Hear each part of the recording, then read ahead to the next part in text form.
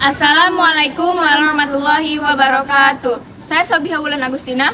Saya Feni Ardela. Kami dari kelompok 11 dengan judul Masyarakat Madani ingin mempersembahkan hasil video kami yang berkaitan dengan 3 bidang studi, yaitu agama Islam, pendidikan Pancasila, usul fikih dengan project based learning. Selamat menyaksikan.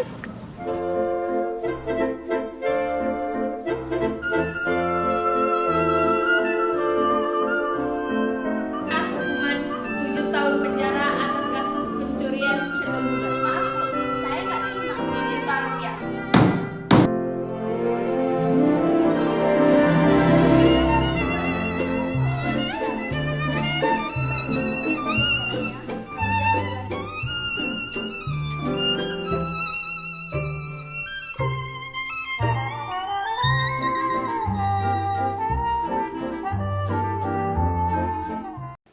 Masyarakat Madani adalah masyarakat yang beradab serta menjunjung tinggi nilai-nilai kemanusiaan yang maju dalam ilmu pengetahuan serta teknologi. Di mana ciri-ciri dari masyarakat Madani adalah yang pertama, ruang lingkupnya bebas, yang kedua, keadilan sosial, yang ketiga, supremasi hukum, yang keempat, sopan, beradab, dan memiliki nilai sosial yang tinggi. Mari saksikan videonya.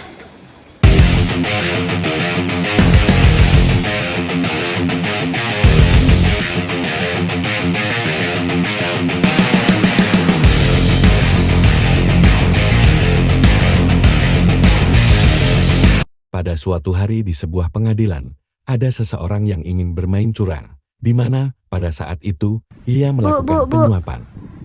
Sesuai dengan yang kita bicarakan kemarin, semua bisa berjalan dengan lancar ya? Oke Bu, semuanya akan sesuai rencana.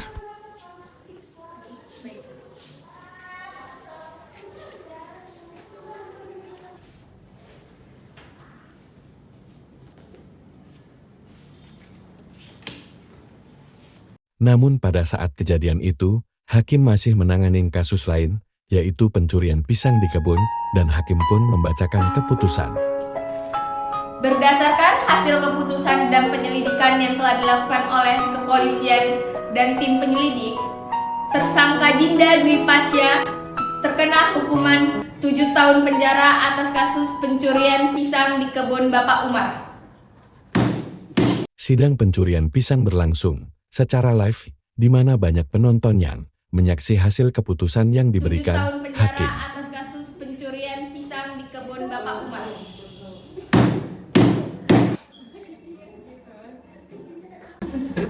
Aneh kali ya, masa ada orang ngelik pisang kena hukuman 7 tahun penjara? Iya, kok gitu ya hakimnya? Udah langsung tonton aja. Namun di ruang persidangan, suasana cukup tidak kondusif dikarenakan pihak keluarga tidak terima atas keputusan Hakim Agung. Wah Bu, kok bisa 7 tahun? Itu sudah keputusan pengadilan dan tidak bisa diganggu-gugat. Maaf Bu, saya nggak terima dengan hukuman yang diberikan kepada dia. Kenapa saudara tidak terima? Karena dia hanya mencuri pisang Bu. Sedangkan orang-orang di luar sana yang mencuri, bahkan korupsi sampai miliaran-miliaran, gak ada untuk dituntut ke pidana. Bu, ini sudah keputusan pengadilan dan tidak bisa diganggu-gugat. Mohon ikutin arahan yang dikasih oleh pengadilan. Sidang saya tutup. Saya nggak terima Bu. Ini saudara saya Bu. Saya nggak terima. Nggak bisa gitu lah, Nggak Bu. bisa kayak gitu lah Bu. Bu, curang kali Bu. Setelah persidangan tersebut, keesokan harinya hakim melakukan persidangan kembali pada kasus penggelapan uang.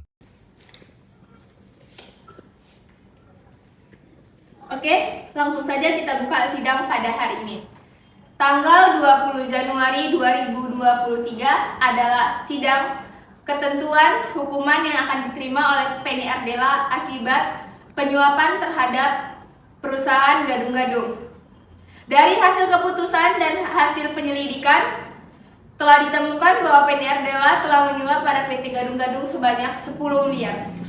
Hasil penyelidikan dan hukuman yang diberi hakim pada Feni Ardela yaitu 1 tahun penjara dan denda 10 juta rupiah.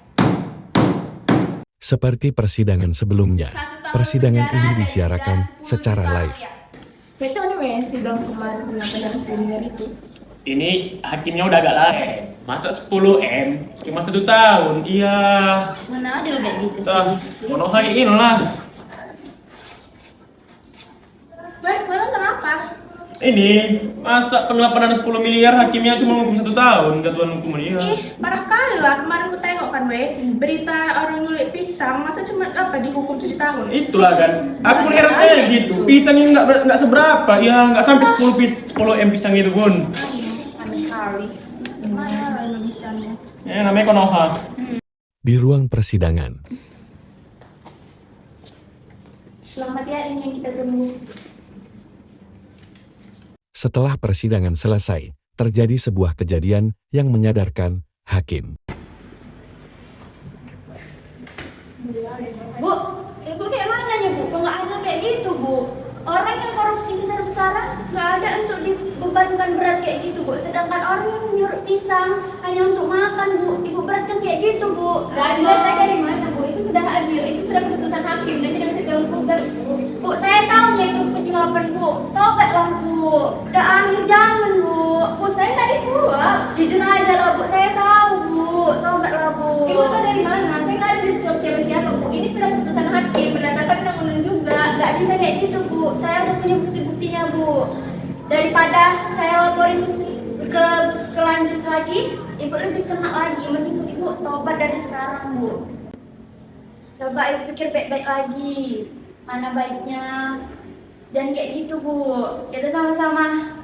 Udahlah, sama-sama tobat, sama-sama ngerti. Ibu jangan fitnah kayak gitu ya. Itu namanya merusak nama baik saya. Bu, nah nama baik saya Saya ada ada itu udah bagus bu. Bukti Saya- dari mana? Mana buktinya? Kalau ibu punya bukti mana?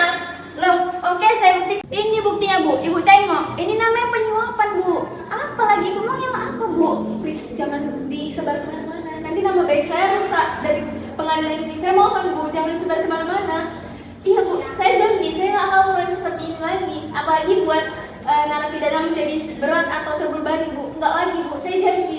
Setelah ini tidak ada kejadian seperti ini lagi. Tapi jangan disebarin bu, saya mohon. Iya, saya mohon bu. saya nggak akan nyebarin itu, tapi ada syaratnya. Kamu jangan ulangi kayak gitu lagi, dan kamu harus taubat. Ingat sama Allah.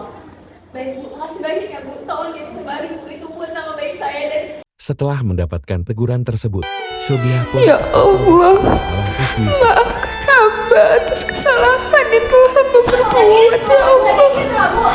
Sungguh hamba tidak tahu kamu seperti ini, ya Allah. Ampuni hamba, ya Allah. Sesungguhnya hamba adalah hamba yang penuh dosa, ya Allah. Ya Allah, maafkan hamba. Terlalu banyak kesalahan yang hamba perbuat, ya Allah. Ya Allah, kabulkanlah doa hamba dan maafkanlah setiap kesalahan yang hamba buat, ya Allah. Amin. kesimpulan. Islam mengajarkan para pemeluknya untuk menjunjung tinggi asas keadilan, karena agama ini membawa rahmat bagi seluruh alam. Orang yang adil adalah orang yang memihak kepada kebenaran. Jangan membiarkan kebencian terhadap suatu kaum mendorong untuk tidak berlaku adil kepada mereka.